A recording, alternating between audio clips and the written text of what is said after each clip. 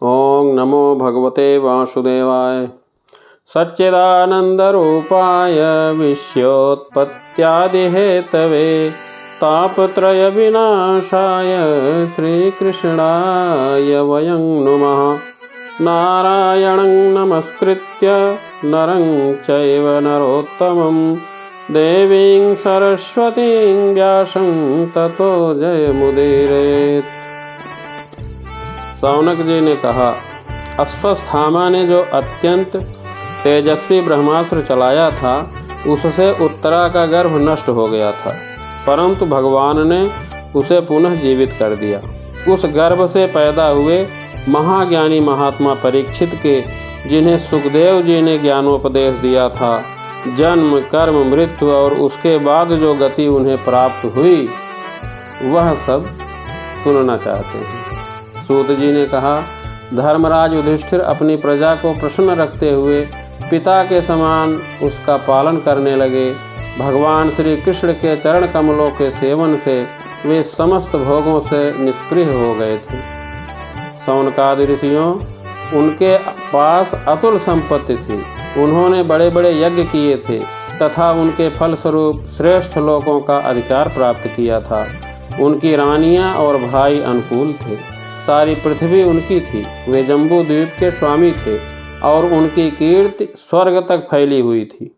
उनके पास भोग की ऐसी सामग्री थी जिसके लिए देवता लोग भी लालायित रहते हैं, परंतु जैसे भूखे मनुष्य को भोजन के अतिरिक्त दूसरे पदार्थ नहीं शोभते, वैसे ही उन्हें भगवान के सिवा दूसरी कोई वस्तु सुख नहीं देती थी। उत्तरा के गर्भ में स्थित वह वीर शिशु परीक्षित जब अश्वत्थामा के ब्रह्मास्त्र के तेज से जलने लगा, तब उसने देखा कि उसकी आंखों के सामने एक ज्योतिर्मय पुरुष है। वह देखने में तो अंगूठे भर का है, परंतु उसका स्वरूप बहुत ही निर्मल है।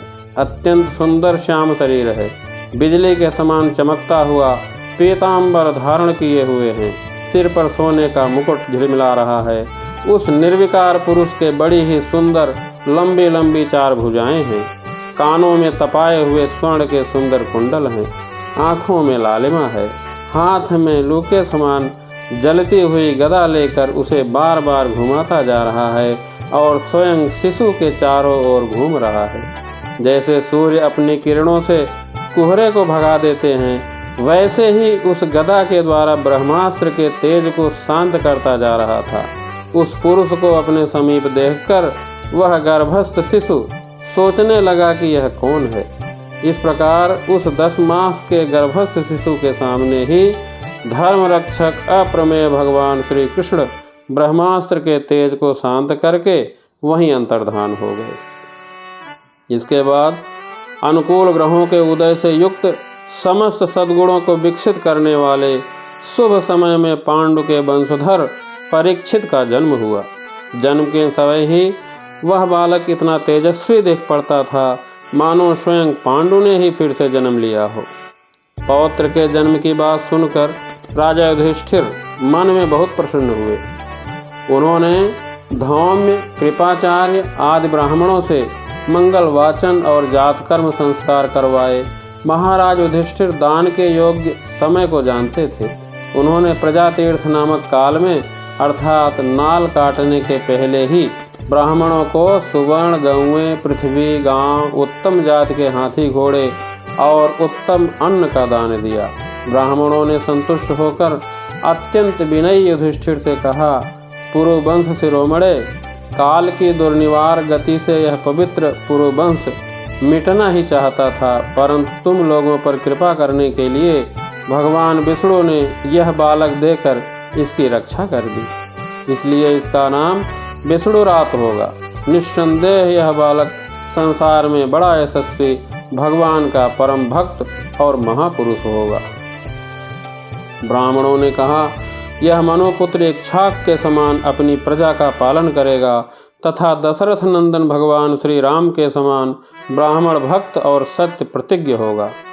यह उसी नर नरेश शिवी के समान दाता और शरणागत वत्सल होगा तथा याज्ञिकों में दुष्यंत के पुत्र भरत के समान अपने वंश का यश फैलाएगा।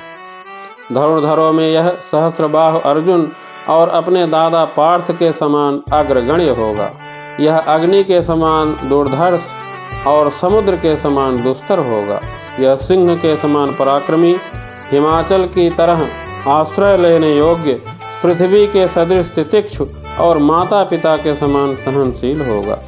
इसमें पितामह ब्रह्मा के समान समता रहेगी। भगवान शंकर की तरह यह कृपालु होगा और संपूर्ण प्राणियों को आश्रय देने में यह लक्ष्मीपति भगवान विष्णु के समान होगा। यह समस्त सद्गुणों की महिमा धारण करने में श्री कृष्ण का अनुयायी होगा। रंतिदेव के समान उदार होगा और ययाति के समान धार्मिक होगा। धैर्य में बलि के समान और भगवान श्री कृष्ण के प्रति दृढ़ निष्ठा में यह प्रहलाद के समान होगा। यह बहुत से अश्वमेध यज्ञों का करने वाला और वृद्धों का सेवक होगा। इसके पुत्र राजर्षि होंगे।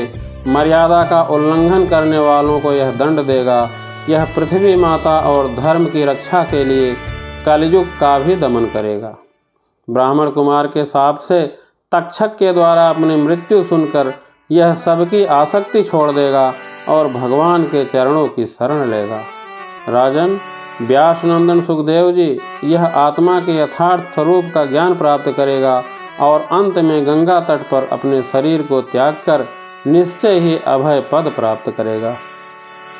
ज्योतिष शास्त्र के विशेषज्ञ ब्राह्मण राजा युधिष्ठिर को इस प्रकार बालक के जन्म लग्न का फल बताकर और भेंट पूजा लेकर अपने अपने घर चले गए। वही यह बालक संसार में परीक्षित के नाम से प्रसिद्ध हुआ, क्योंकि वह समर्थ बालक गर्भ में जिस पुरुष का दर्शन पा चुका था उसका स्मरण करता हुआ लोगों में उसी की परीक्षा करता रहता था कि देखें इनमें से कौन सा वह है। जैसे शुक्ल पक्ष में दिन प्रतिदिन चंद्रमा अपनी कलाओं से पूर्ण होता हुआ बढ़ता है, वैसे ही वह राजकुमार भी अपने गुरुजनों के लालन पालन से क्रमशः अनुदिन बढ़ता हुआ शीघ्र ही सयाना हो गया।